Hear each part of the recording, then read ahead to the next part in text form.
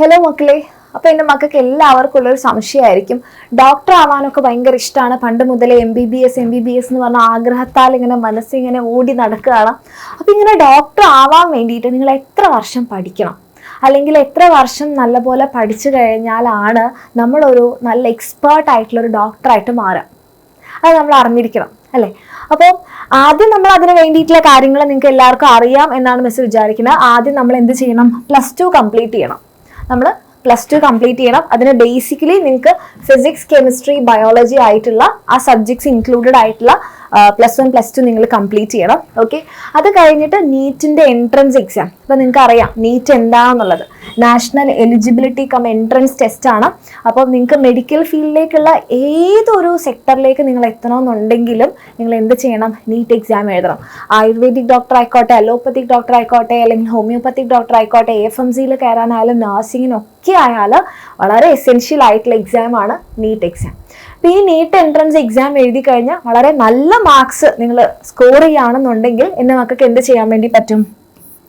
MBBSൽ നല്ല അടിപൊളി കോളേജസിൽ അഡ്മിഷൻ എടുക്കാം. ഓക്കെ, അങ്ങനെ നമ്മൾ എന്ത് കംപ്ലീറ്റ് ചെയ്യുന്നു? MBBS കംപ്ലീറ്റ് ചെയ്യുന്നു. That is bachelor of medicine and bachelor of surgery. MBBS എന്ന് പറയുന്നത് ഒരു 5.5 വർഷത്തോളം എടുക്കുന്ന ഒരു കോഴ്സാണ്. അപ്പോൾ അവിടെ തന്നെ എത്ര വർഷം നമുക്ക് വന്നു? 5.5 years വന്നു. അതിൽ 4.5 4.5 വർഷം നമ്മുടെ അക്കാഡമിക് കോഴ്സ് ആയിരിക്കും. 9 സെമസ്റ്റർ ആയിട്ട്, ഓരോ വർഷവും 2 സെമസ്റ്റർ ആണ്. അപ്പോൾ 4.5 വർഷം എന്ന് പറയുമ്പോൾ അവിടെ 9 സെമസ്റ്റർ ആണ് നമുക്ക് ഉണ്ടാവുക. ആ 9 സെമസ്റ്റർ പ്ലസ് നമുക്ക് 1 year ഇന്റേൺഷിപ്പ് ആണ്. നിങ്ങൾ കേട്ടിട്ടുണ്ടാവും ഹൗസ് സർജൻസി എന്നൊക്കെ. ഓക്കെ, 1 year നമ്മൾ ഏതെങ്കിലും ഹോസ്പിറ്റൽസിൽ നമ്മൾ വർക്ക് ചെയ്യണം. ഓക്കെ, അങ്ങനെ ആ ഒരു 5.5 വർഷം കൊണ്ട് നമ്മുടെ MBBS കംപ്ലീറ്റ് ചെയ്ത് കഴിഞ്ഞാൽ നിങ്ങൾക്ക് ബാച്ചിലേഴ്സ് ഡിഗ്രി കിട്ടി. ഓക്കെ, നിങ്ങൾക്ക് ഡോക്ടർ ആവുന്നതിൻ്റെ ബാച്ചിലേഴ്സ് കിട്ടി. നമ്മൾ ഡിഗ്രി കോഴ്സ് കംപ്ലീറ്റ് ചെയ്യുന്നത് പോലെ ഡോക്ടർ ആവാനുള്ള നിങ്ങളുടെ ബാച്ചിലേഴ്സ് കഴിഞ്ഞു. അത് കഴിഞ്ഞാൽ നമ്മൾ നീറ്റിൻ്റെ PG, okay, NEET PG entrance exam എഴുതണം. അതായത് ഇപ്പം നമ്മൾ സാധാരണ ഏതെങ്കിലും ഒരു കോഴ്സ് കഴിഞ്ഞ് കഴിഞ്ഞാൽ നമുക്ക് ഡിഗ്രി ഉണ്ടാവും, PG ഉണ്ടാവും എന്നൊക്കെ പറയില്ല. കുറച്ചുകൂടി ഹയർ ലെവലിൽ നിങ്ങൾക്ക് സ്പെഷ്യലൈസേഷൻ ചെയ്യാൻ വേണ്ടിയിട്ട്. അപ്പം നിങ്ങൾ MBBS കഴിഞ്ഞാൽ ഒരു നോർമൽ ഡോക്ടർ, ഓക്കെ, ആ നോർമൽ ഡോക്ടറെ കൊണ്ട് നമുക്കൊരു നല്ല ഡോക്ടർ ആവാൻ പറ്റില്ല, നിങ്ങൾക്കൊരു നല്ല സാലറിയും കിട്ടില്ല. അപ്പം നമ്മൾ എന്ത് ചെയ്യണം? സ്പെഷ്യലൈസേഷൻ ചെയ്യണം. അപ്പം അതിന് വേണ്ടിയിട്ട് സ്പെഷ്യലൈസേഷൻ ചെയ്യണം എന്ന് പറഞ്ഞിട്ട് ഏതെങ്കിലും മെഡിക്കൽ കോളേജിൽ പോയാൽ നിങ്ങൾ ആരും ഇവിടെ കയറ്റില്ല. അപ്പം അതിന് വേണ്ടിയിട്ട് സെപ്പറേറ്റ് PG എൻട്രൻസ് ഉണ്ട്. ഓക്കെ, ആ എൻട്രൻസ് നിങ്ങൾ അറ്റംപ്റ്റ് ചെയ്യണം. ആ എൻട്രൻസിൽ നല്ല റാങ്ക് കിട്ടിക്കഴിഞ്ഞാൽ എൻ്റെ മക്കൾക്ക് എന്ത് കിട്ടും? നീറ്റ് PGയിലേക്കുള്ള അഡ്മിഷൻ കിട്ടും. അവിടെ നിങ്ങൾക്ക് 2 ചോയ്സ് ഉണ്ടാവും. ഒന്നെങ്കിൽ നിങ്ങൾക്ക് MD എടുക്കാം, ഡോക്ടർ ഓഫ് മെഡിസിൻ എടുക്കാം, അല്ലെങ്കിൽ നിങ്ങൾക്ക് MS എടുക്കാം, മാസ്റ്റേഴ്സ് ഇൻ സർജറി എടുക്കാം, മാസ്റ്റർ ഓഫ് സർജറി എടുക്കാം. അപ്പോൾ അങ്ങനെ എടുത്തു കഴിഞ്ഞാലാണ് നിങ്ങൾ സ്പെഷ്യലൈസേഷനിലേക്ക് വരിക. അതായത് ഇപ്പോൾ ഗൈനക്കോളജിസ്റ്റ് ആവണോ, പീഡിയാട്രീഷ്യൻ ആവണോ, ഓഫ്താൽമോളജിസ്റ്റ് ആവണോ, അങ്ങനെ എന്തായാലും നിങ്ങൾ സ്പെഷ്യലൈസേഷനിലേക്ക് വരുന്നത്. ഇപ്പോൾ എല്ല് നോക്കുന്ന ഡോക്ടർ, പല്ല് നോക്കുന്ന ഡോക്ടർ, പല്ല് നോക്കുന്ന ഡോക്ടർ ഇത് വേണ്ട തന്നെയാണ് കേട്ടോ, BDS ആണ്, ഈ കാറ്റഗറിയിൽ വരില്ല. അപ്പോൾ അങ്ങനെ എന്ത് വേണമെന്നുണ്ടെങ്കിലും നിങ്ങൾ എന്ത് ചെയ്യണം? PG എടുക്കണം. സ്പെഷ്യലൈസേഷൻ ആണ് അത് എന്ന് പറയുന്ന ഒരു 3 വർഷം വരും.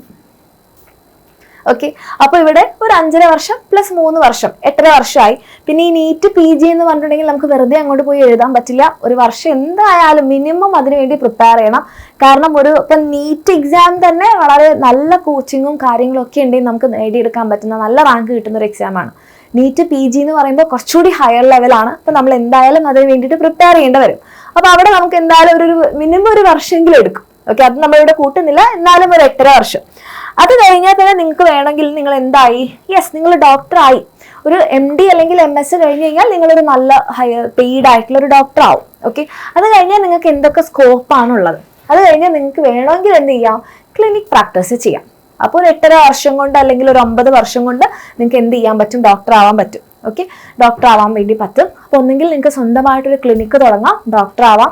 അവിടെ ആകുമ്പോൾ എന്ന് പറഞ്ഞിട്ടുണ്ടെങ്കിൽ നമ്മളുടെ സൗകര്യത്തിനനുസരിച്ചാണ് അല്ലേ. നിങ്ങളൊരു നല്ല പ്രാക്ടീസ് കിട്ടിയിട്ടുള്ള ഡോക്ടർ ആണെന്നുണ്ടെങ്കിൽ നിങ്ങളുടെ അടുത്ത് ഒരുപാട് ആൾക്കാർ വരും. ഓക്കെ, അങ്ങനെയാണെന്നുണ്ടെങ്കിൽ നമുക്ക് ഇഷ്ടമുള്ള സമയം ഫിക്സ് ചെയ്യാം. ഈ സമയം മുതൽ ഈ സമയം വരെ ഞാനുണ്ടാവും. നിങ്ങൾക്ക് ഇഷ്ടമുള്ള ഫീസ് പറയാം അല്ലേ. അപ്പോൾ അങ്ങനെ നമുക്ക് ക്ലിനിക് പ്രാക്ടീസ് തുടങ്ങാം. രണ്ടാമത് നമുക്ക് ഗവൺമെൻറ് ജോബ് നോക്കാം. ഗവൺമെൻറ് ഡോക്ടേഴ്സിന് വളരെ നല്ല ഡിമാൻഡ് ഉള്ളതാണ്. അപ്പം എന്ത് പ്രതിസന്ധി വന്നാലും ഗവൺമെൻറ് ഡോക്ടേഴ്സിന് അത് ബാധിക്കില്ല. കാരണം നിങ്ങളുടെ ജോബ് സെക്യൂർഡ് ആണ്. സെക്യൂർ ആയിട്ടുള്ള പേയ്മെൻറ്റ് ഉണ്ടാവും, സെക്യൂർ ആയിട്ടുള്ള ലൈഫായിരിക്കും. അതല്ലാന്നുണ്ടെങ്കിൽ നിങ്ങൾക്ക് പ്രൈവറ്റ് സെക്ടറിൽ ജോയിൻ ചെയ്യാം. നിങ്ങൾ നല്ല എക്സ്പേർട്ട് ആയിട്ടുള്ള ഡോക്ടേഴ്സ് ആണെങ്കിൽ നിങ്ങൾ ചോദിക്കുന്ന സാലറിയിൽ നിങ്ങൾക്ക് എന്ത് ചെയ്യാം? പ്രൈവറ്റ് സെക്ടേഴ്സിൽ ചെയ്യാം. അതല്ലെങ്കിൽ 4ാമത്തെ ഓപ്ഷനാണ് സൂപ്പർ സ്പെഷ്യലൈസേഷൻ. ഇത് നല്ല ഹയർ ലെവലാണ്. ഇതുകൂടി ചെയ്തു കഴിഞ്ഞാൽ നിങ്ങളെ പിന്നെ പിടിച്ചാൽ കിട്ടില്ല. അത്ര അടിപൊളി ലെവലാണ്. നിങ്ങൾ ഒന്നുകൂടി കണ്ടിന്യൂ ചെയ്യുകയാണ് നിങ്ങളുടെ എഡ്യൂക്കേഷൻ. അതൊരു ഓൾമോസ്റ്റ് 3 years എടുക്കും. നമ്മൾ MBBS കഴിഞ്ഞു, PG കഴിഞ്ഞു, അത് കഴിഞ്ഞ് നമ്മൾ സൂപ്പർ സ്പെഷ്യലൈസേഷൻ ചെയ്യാണ്, പിന്നെയും കണ്ടിന്യൂ ചെയ്യാണ്. അപ്പോൾ അതുകൂടെ ചെയ്ത് കഴിഞ്ഞാൽ ഏറ്റവും നല്ല ഹോസ്പിറ്റൽസിലായിരിക്കും നിങ്ങൾക്ക് കിട്ടാൻ പോകുന്നത്. ഏറ്റവും ഹൈലി ക്വാളിഫൈഡ് ആയിട്ടുള്ള ഡോക്ടർ ആയിരിക്കും നിങ്ങൾ. അതല്ലാന്നുണ്ടെങ്കിൽ നിങ്ങൾക്ക് ഇങ്ങനത്തെ ഒരു ഓപ്ഷൻ കൂടെ ചെയ്യാം. അപ്പോൾ അതും കൂടെ ആവുമ്പോൾ നമ്മൾ എത്ര വർഷമാകും? നമ്മൾ 5.5 + 3 നമുക്കൊരു 10-12 വർഷം കൊണ്ട് നമുക്ക് എന്ത് ചെയ്യാം? നല്ലൊരു അടിപൊളി ഡോക്ടർ ആവാം. പിന്നെ നിങ്ങൾക്ക് തുടക്കത്തിൽ തന്നെ ഇതും കൂടെ ചെയ്ത് കഴിഞ്ഞിട്ടാണെങ്കിൽ MD കഴിഞ്ഞാൽ തന്നെ നിങ്ങൾക്കൊരു നല്ല ജോലി കിട്ടും. ഓക്കെ, നല്ലൊരു ഹോസ്പിറ്റലിൽ കയറാൻ വേണ്ടി പറ്റും. നിങ്ങൾ MBBS-ഉം PG-യും കംപ്ലീറ്റ് ചെയ്യുന്ന നല്ല അടിപൊളി ഹോസ്പിറ്റൽസിലാണ്, നല്ല മെഡിക്കൽ കോളേജസിലാണെങ്കിൽ, ഓക്കെ, നല്ല റെപ്യൂട്ടഡ് ആയിട്ടുള്ള കോളേജസിലാണെങ്കിൽ. ഓക്കെ, അത് കഴിഞ്ഞാൽ സൂപ്പർ സ്പെഷ്യലൈസേഷൻ കൂടി ചെയ്ത് കഴിഞ്ഞാൽ പിന്നെ ഒന്നും നോക്കണ്ട, ലൈഫ് സെക്യൂർ ആണ്. ഓക്കെ, നല്ല ജോബ് സാറ്റിസ്ഫാക്ഷനോട് കൂടി തന്നെ, ജോബ് സാറ്റിസ്ഫാക്ഷൻ നല്ലതായിട്ട് ഉണ്ടാവുന്ന ഒരു ഏരിയ കൂടിയാണ്. കാരണം നമ്മൾ കാരണം ഒരാളുടെ ലൈഫ് രക്ഷപ്പെട്ടു എന്ന് പറയുമ്പോൾ എത്രയോ ആൾക്കാരുടെ പ്രാർത്ഥനയും എത്രയോ ആൾക്കാരുടെ സന്തോഷമാണ് നമ്മളുടെ കൂടെ. സാലറി സാറ്റിസ്ഫാക്ഷൻ ഉണ്ടാകും, അതിന് പുറമെ നിങ്ങൾ ജോബ് സാറ്റിസ്ഫാക്ഷൻ ആഗ്രഹിക്കുന്ന ഒരാളാണെങ്കിൽ യെസ്, എന്തായാലും വളരെ സാറ്റിസ്ഫൈഡ് ആയിട്ടുള്ളൊരു ലൈഫ്. എന്തായാലും നമുക്ക് അതിന് ഒരുപാട് സാക്രിഫൈസ് ചെയ്യേണ്ടി വരും. നമുക്ക് ഒരുപാട് നേരം ചിലപ്പോൾ ഫാമിലിയുടെ കൂടെ ഒന്നും സ്പെൻഡ് ചെയ്യാൻ ടൈം കിട്ടിയെന്ന് വരില്ല.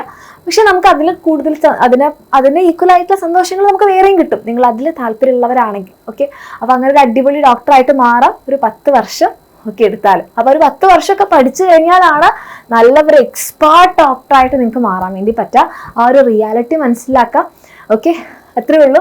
അപ്പോൾ എല്ലാവരും MBBS-ലേക്കും അല്ലെങ്കിൽ ഡോക്ടേഴ്സ് ആവാനൊക്കെ ആഗ്രഹിക്കുന്നവർ നല്ല പാഷനേറ്റ് ആയിട്ട് തന്നെ പഠിക്കുക, ഈ ഒരു റിയാലിറ്റി ഒക്കെ തിരിച്ചറിയുക, എന്നിട്ട് അതിനു വേണ്ടി വർക്ക് ചെയ്യുക. ഓക്കെ, നല്ല സർവീസ് മെൻറ്റാലിറ്റി ഉള്ള ആൾക്കാരാണ് എൻ്റെ മക്കളെന്നുണ്ടെങ്കിൽ നിങ്ങളുടെ ലൈഫ് എപ്പോഴും ഹാപ്പി ആയിരിക്കും, സന്തോഷമായിരിക്കും. Okay, thank you.